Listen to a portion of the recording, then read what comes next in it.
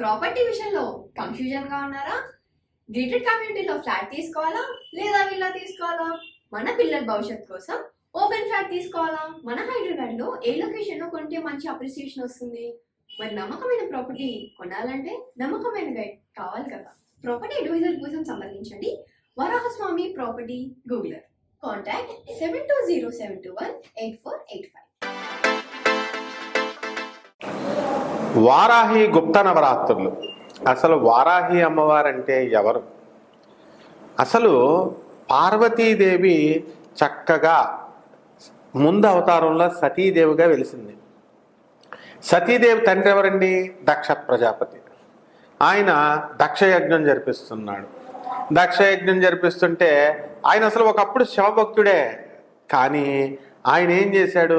ఈ Satidevi love marriage చేసుకుంది మనకి పరమేశ్వరుడితో. అందువలన అని చెప్పేసి తన తండ్రి అయినటువంటి ఈ దక్ష ప్రజాపతి, సతీదేవి తండ్రి యొక్క దక్ష ప్రజాపతి ఒక అంశంలో శివుడితో గొడవ జరుగుతుంది. అది మనం వేరే వీడియోలో మనం తెలుసుకుందాం. ఎందుకు జరిగిందంటే దక్ష ప్రజాపతి ఎవరి కొడుకండి? బ్రహ్మపుత్రుడు. బ్రహ్మే కదా మనందరికీ తండ్రి. ఆయన బ్రహ్మ తానే గొప్పవాడినని చెప్పేసి అహంకరిస్తాడు. అప్పుడు పరమేశ్వరుడు ఏం చేస్తాడంటే, అప్పుడు బ్రహ్మదేవుడికి 5 పంచాననుడు 5 తలలు ఉండేవి. త్రిశూలం చేత ఒక తలకాయ లేపిచ్చేసాడని చెప్పేసి అప్పటి నుంచి పగబట్టేసి శివభక్త దురంధరుడైనటువంటి ఆ దక్ష ప్రజాపతి ఏ విధంగా మారిపోయాడు? విష్ణు భక్తుడిగా మారిపోయి శివుడి మీద ద్వేషం పెట్టేసుకున్నాడు. ఈ యజ్ఞంలో విష్ణువుని పిలిచాడు, బ్రహ్మను పిలిచాడు, మిగతా అందరు దేవతల్ని, ఋషులను అందరినీ పిలిచాడు. కానీ శివుణ్ణి మాత్రం పిలవలేదు. అయితే మొత్తం ఋషులందరూ వెళ్ళిపోయారు. ఒక్క కశ్యప మహర్షి మాత్రము వ్యతిరేకిస్తాడు. నువ్వు చేసేది తప్పు, నువ్వు తప్పు చేస్తున్నావు, శివుడు లేకుండా యజ్ఞమే లేదు, అసలు నిరీశ్వర యాగాన్ని చేస్తున్నావు, ఇది చాలా తప్పు అని చెప్పేసి మంచి నీతులు చెప్తాడు. అయితే నువ్వు ఉంటే ఉండొచ్చు, నువ్వు కూడా వెళ్ళిపోతే వెళ్ళిపోవచ్చు అని చెప్పేసి పంపించేస్తారు. ఈ కశ్యప ప్రజాపతి ఎవరైనా ఆయన దితి అదితి అని 2 భార్యలు. దితి నుంచి పుట్టింది దైత్యులు అంటే రాక్షసులు. అదితి నుంచి పుట్టింది ఎవరు? మనకి దేవతలు. మరి దేవతల మాత ఆయన్నే పంపించేస్తాడు. సరే, ఇంక బ్రహ్మను విష్ణుమూర్తి వీళ్ళకి శివుడికి ఏం తేడా లేదు కాబట్టి వాళ్ళిద్దరు రారనుకోండి, మిగతా దేవతలందరూ కూడా వచ్చేస్తారు, ఋషులు. అయితే ఆ సతీదేవి నేను వెళతాను అని అంటే శివుడు వద్దు, పిలవని పేరంటానికి వెళ్ళకూడదు అని చెప్తాడు. అయితే సతీదేవి నేను పుట్టింటికి వెళ్తానండి అని శివుడు ఎటువైపు వెళ్తుంటే అటువైపు కాపలా కాసేస్తూ ఉంటుంది. కాపలా కాసేస్తుంటే అప్పుడు ఏమవుతుంది? ఈ దశమహావిద్యలన్నీ కూడా ఆ సమయంలో పడతాయన్నమాట. అంటే తూర్పు వైపు వెళితే మనకి అక్కడ కాస్తే మహాకాళి, ఆ విధంగా మహాకాళి, తార, లింగ భైరవి, తర్వాత మనకి అంటే ఆమె త్రిపుర భైరవి, నెక్స్ట్ చిన్నమస్తాదేవి, బగళాముఖి. ఇదంతా 5 ఒక సెట్టు. ఈ బగళాముఖిలో పంచకాళికలు ఉంటాయి, అందులోదే ప్రత్యంగిర, వారాహి, ఇవన్నీ కూడా. తర్వాత ఇటువైపుకి వద్దాం. ఇటువైపు దగ్గరికి వచ్చేసరికి శ్యామలాదేవి అంటే మాతంగీదేవి అని అంటాం. ఆ తర్వాత ధూమావతి అంటాం. ఆ తర్వాత షోడశీదేవి అంటే లలితా త్రిపుర సుందరి రాజరాజేశ్వరి బ్యాచ్. నెక్స్ట్ భువనేశ్వరి దేవి. ఆ తర్వాత ఆఖరిగా కమలాత్మిక. ఇది దశమహావిద్యలు ఎలాగైతే పుట్టినాయో ఆ విధంగా ఈ పార్వతి అమ్మవారు ఏం చేసిందండి? నరసింహస్వామి అవతారం ఎత్తుతాడు. వరాహ నరసింహస్వామిగా, వరాహమూర్తిగా ఎత్తి భూమిని, వేదాలు ఎత్తుకెళ్ళిపోయి అదంతా కూడా తీసుకెళ్ళి భూమిని చుట్టేసి రాక్షసులు ఏం చేస్తారంటే వేదాలను తీసుకెళ్లి సముద్రంలో పడేస్తారు. అలాగే భూమిని తీసుకెళ్లి సముద్రంలో పడేస్తే అప్పుడు వరాహ నరసింహస్వామి కోరలతో ఆ భూమిని పైకి లేపుకుంటూ వస్తాడు. ఆ వరాహమూర్తిలో ఉన్నటువంటి అంతర్గత శక్తి, ఇంటర్నల్ ఎనర్జీ అంటే ఇప్పుడు మనం ఉన్నామండి, ఇలా కదులుతున్నాం, మనలో శక్తి ఉంది, ఫెమినైన్ ఎనర్జీ, స్త్రీ శక్తి. ఆ శక్తే వారాహి అమ్మవారు అన్నమాట. ఈమె ఎక్కడ ఉండి అంటే ఈమెనే సాక్షాత్ పార్వతీదేవి బాడీ నుంచి పుట్టింది. ప్రతి ఒక్క దేవత కూడా వారాహి, ప్రత్యంగిర వీళ్ళంతా కూడా మరి లలితా త్రిపుర సుందరి చక్కగా ఎవరితో? భండాసురుడితో యుద్ధం చేస్తున్నప్పుడు వీళ్ళందరూ కూడా పుట్టడం జరుగుతుంది. అటువంటి వారాహి అమ్మవారు ఏం చేస్తుందండి అంటే భూమి నుంచి పుట్టినటువంటిది కాబట్టి వారాహి నరసింహస్వామి వరాహమూర్తి రక్షించాడు కాబట్టి ఏవైతే భూ సంబంధమైనటువంటి వ్యవహారాలు కోర్టు సమస్యల్లో మీకు భూములు బాధలు అవి ఉండిపోయినాయి అనుకోండి, మీ భూములను ఎవరైనా కబ్జా చేసినా ఆ కోర్టు సమస్యల్లో ఉన్న అటువంటివన్నీ కూడా రియల్ ఎస్టేట్ బిజినెస్ చేస్తున్నటువంటి వాళ్ళు వీళ్ళందరికీ కూడా వారాహి అమ్మవారు చక్కగా బ్రహ్మాండంగా చేసి పెడుతుంది అనమాట. మీకు మీ ల్యాండ్స్ మీకు ఇప్పించేస్తుంది అమ్మవారు. ఆ విధంగా అమ్మవారిని పూజ చేసుకోవాలి. ఈమెని కాశీకి ఏం చేశారంటే ఈ వారాహి అమ్మవారిని ఆ కాశీకి రక్షకురాలుగా పెట్టారు. అందువల్లనే ఇప్పుడు కూడా మేము చాలాసార్లు ఒక్కొక్క బ్యాచ్లో 300 మంది చొప్పున ఒక 20 బ్యాచీలు నా స్టూడెంట్ ఏజినప్పటి నుంచి నేను కాశీకి తీసుకెళ్ళిన పూర్తి హైదరాబాద్ వాళ్ళు అందరికీ కూడా తెలిసిన విషయమే ఇది. మరి అటువంటి అక్కడ నేను ఒక భూగర్భంలో ఉన్నటువంటి పెద్ద వారాహి అమ్మవారు చూడముచ్చటగా ఉంటుంది అన్నాడు, భయంకరంగా ఉంటుంది. ఆ అమ్మవారి యొక్క దేవాలయాన్ని మనం అండర్ గ్రౌండ్లోకి వెళ్ళి చూడాలి. ఎప్పుడు తలుపులు వేసేసి ఉంటాయి, కిటికీలో నుంచి చూడాలన్నమాట. అటువంటి అమ్మవారి దగ్గరికి మనం ఆ వారాహి అమ్మవారు కాపలా కాస్తుంది, రక్షకురాలు.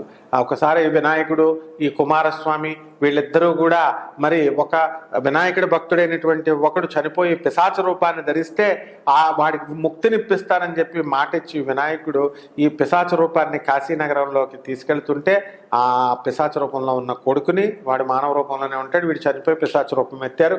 వీళ్ళందరూ కలిసి వెళితే అక్కడ ఏం జరిగిందండి అంటే ఈ పిశాచ రూపాన్ని చూసి వారాహిదేవి పర్మిషన్ ఇవ్వదు.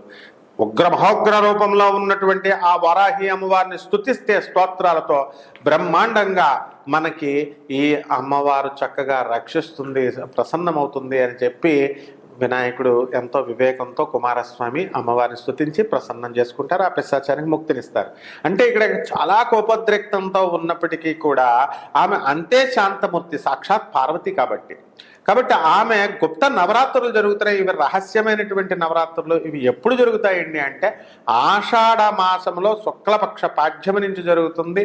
మనకి 6 జూలై 2024 సంవత్సరం నుంచి 15 జూలై 2024 సంవత్సరంతో అంతమవుతుంది. అంటే శనివారం నాడు స్టార్ట్ అయ్యి సోమవారంతో మనకి ఈ యొక్క పూజలు అనేటటువంటివి జరుగుతాయి. వీటిని గుప్త నవరాత్రులు అని ఎందుకంటారంటే ఇప్పుడు దసరా నవరాత్రులు ఉంటాయి, దేవి నవరాత్రులు మన బెజవాడ కనకదుర్గమ్మ తల్లికి చేసుకుంటాం, దసరా ఆశ్వేజ మాసంలో చేస్తాం, వాటిని నవరాత్రులు అంటాం. అలాగే శరన్నవరాత్రులని అమ్మవారికి చేస్తాం, చైత్ర మాసంలో చేస్తాం, ఉగాది అప్పుడు అమ్మవారికి చేస్తాం. అలాగే అవి కాకుండా ఈ వారాహి గుప్త నవరాత్రులు, శ్యామలా నవరాత్రులు అని ఇలా ప్రత్యేకంగా దశమహావిద్యల్లో కూడా వస్తాయన్నమాట.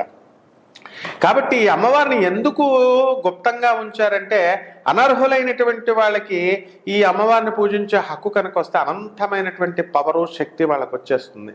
అంటే ఆమె వరమిస్తే ఎలా ఉంటుంది అండి అంటే పవన్ కళ్యాణ్ చూడండి మీరు చక్కగా వారాహి ఆ అమ్మవారి యొక్క వాహనం పెట్టుకున్నాడు. మనం వీడియోలో మనం చెప్పాం ఏమని, వారాహి అమ్మవారు వారాహిని ఎవరు ఆపలేరు. మరి జగన్ ఆ ప్రభుత్వం వాళ్ళంతా కూడా ఈ కలర్ అని ఆర్మీ కలర్ వేసుకున్నారు కాబట్టి పర్మిషన్ ఉండదంటే ఆ మాత్రం చూసుకోకుండా వాళ్ళు వెహికల్ని తేరు కదా. అప్పుడు నేను చెప్పినప్పుడు అందరూ కూడా మీ పవన్ కళ్యాణ్ బాగున్నాడా అని పెట్టేవారు అన్నమాట. వారాహి అమ్మవారి సాధన అతను చేయడం వల్లనే బెజవాడ కనకదుర్గమ్మ తల్లే వారాహి అమ్మవారు ఆ పైన కొండపై నుంచి మరి స్టార్ట్ చేయడం వల్లనే మనకి ఈ రోజున 21కి 21 సీట్లు వచ్చేసింది. ఇది మీ కళ్ళ ముందు ఉన్నటువంటి ప్రత్యక్ష నిదర్శనం. అలాగే మళ్ళీ ఆయన ఇప్పుడు ఈ వారాహి అమ్మవారి యొక్క నవరాత్రులు అందరూ చేస్తున్నారు కాబట్టి మీరందరూ కూడా ఆ అమ్మవారి యొక్క దీక్షను చేసుకొని మీ కోర్టు సమస్యలు పోగొట్టుకోండి.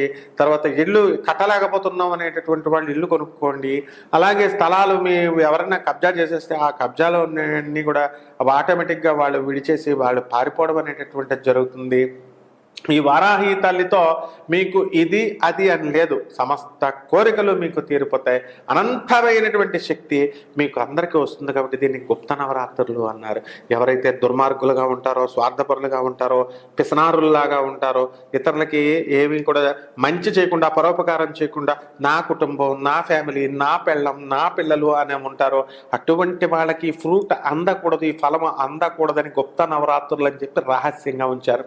ఇదే సమయంలో మనకి కామాఖ్యాదేవికి అంబుబాచి అనేటటువంటిది మనకి అక్కడ జరుగుతుంది. అలాగే ఆషాఢ మాసంలోనే బెజవాడ కనకదుర్గమ్మ తల్లికి శాకంబరి అవతారంలో మనం పూజలు చేస్తాం, కూరగాయలు అన్ని అలంకరించి. అలాగే వరంగల్లో మనం భద్రకాళి అమ్మవారికి కూరగాయలతో శాకంబరి అవతారాలు ఇవన్నీ కూడా చేస్తాం. అలాగే తెలంగాణలో బోనాలు చేస్తాం. కాబట్టి ఈ ఆషాఢ మాసంలో వారాహి అమ్మవారికి ఓం వారాహ్యై నమః అనేటటువంటి మహామంత్రంతో మీరు చక్కగా రోజు కుంకుమార్చన చేసుకుంటే మీకు బ్రహ్మాండమైన ఫలితం వస్తుంది. అమ్మవారికి సంబంధించి మీరు ఏ విధమైనటువంటి ప్రత్యేక మంత్రాలు, పెద్ద పెద్ద మంత్రాలు అవసరం లేదు. ఇతరులు చెప్పేటటువంటిది, ఎందుకంటే వాళ్ళు అసలు ఉపాసకులే కాదు కాబట్టి వాళ్ళు ఒక్కొక్కళ్ళు యూట్యూబ్లో వీడియో చేయడం అంటే దే ఆర్ యూట్యూబర్స్ అంతవరకే. బట్ సాధకులు మా గురువులైనటువంటి ఇప్పుడు ప్రత్యక్ష మా గురువు గారు భారతీతీర్థ స్వామి వారు శృంగేరి మఠాధిపతులు, జగద్గురువులు, అలాగే మా గురువు గారు అయినటువంటి గరికపాటి నరసింహారావు గారు, వీళ్ళంతా మేము చిన్నప్పటి నుంచి చూసిన వాళ్ళం, మేము సేవలు చేసిన వాళ్ళం. కాబట్టి వారాహి సాధకుడిగా చాలామంది నన్ను సందేహాలు అడుగుతుంటారు, ఏమండి అది ఉగ్రదేవత కదండి అమ్మవారు, చేయకూడదని అంటున్నారు అంటే మీరు ఖచ్చితంగా చేయొచ్చు. అలాగే ఇంకో డౌట్ ఎక్కువగా వచ్చేది ఏంటంటే మీకు ఏమండి మరి అక్షర దోషం ఏమన్నా ఉంటుంటే ప్రాబ్లమ్స్ వస్తాయండి అని. ఏమీ పర్వాలేదు, అమ్మవారు రాక్షసుల పాలిట, దుష్టుల పాలిట ఆమె ఉగ్రదేవత, కానీ భక్తుల పాలిట కామధేనువు, కల్పవృక్షం. ఏ సందేహాలు పెట్టుకోకండి. వారాహి హోమాలు చేసుకోండి, మీకు మీరే చేసుకోండి ఇళ్లలో. చక్కగా కుంకుమార్చన మీరు ఇళ్లలో చేసుకోండి. ప్రత్యేకించినటువంటి పట్టు గిట్టు అని పెద్ద మంత్రాలు అవసరం లేదు. ఓం వారాహ్యై నమః అనేటటువంటి మహామంత్రంతో మీరు చేసుకోండి. వివాహాలు కానటువంటి వాళ్ళకి వివాహాలు అయిపోతాయి, పెళ్ళిళ్ళు సంతానం లేనటువంటి వాళ్ళకి సంతానం కలుగుతుంది. ముఖ్యంగా భూమి ప్రాబ్లమ్స్ సాల్వ్ చేయడంలో ఈమె ఎక్స్పర్ట్ అనమాట. ఈ విధంగా చక్కగా ఈ గుప్త వారాహి నవరాత్రులు చేసుకుని అమ్మవారి యొక్క కృపా కటాక్షాలు పొందే మీరంతా కూడా గొప్ప ఉన్నత స్థాయిలోకి రావాలని కోరుకుంటున్నాను. ఈ వృశ్చిక రాశి వారికి వారాహి గుప్త నవరాత్రుల సందర్భంగా 6 జూలై 2024 సంవత్సరం మరి శనివారం ప్రారంభమయ్యి ఆషాఢమాసం శుక్లపక్ష పాఠ్యం నుంచి మరి చక్కగా ఆషాఢమాసంలో సోమవారం జూలై 15, 2024 సంవత్సరం వరకు వారాహి గుప్త నవరాత్రులు జరుగుతాయి. మరి అటువంటి అమ్మవారి యొక్క ఓం వారాహ్యై నమః అనేటటువంటిది అమ్మవారి పాదాల దగ్గర కుంకుమార్చన చేసుకుంటూ మీరు లలితా సహస్రం, లేదా దేవి ఖడ్గమాల ఇవన్నీ కూడా మీరు చదవాలి. ఆ తర్వాత ఎరుపు రంగు జాకెట్ తీసుకొని ఆ ఎరుపు రంగు జాకెట్తో కలశం పెట్టడం అందరూ చేస్తారు.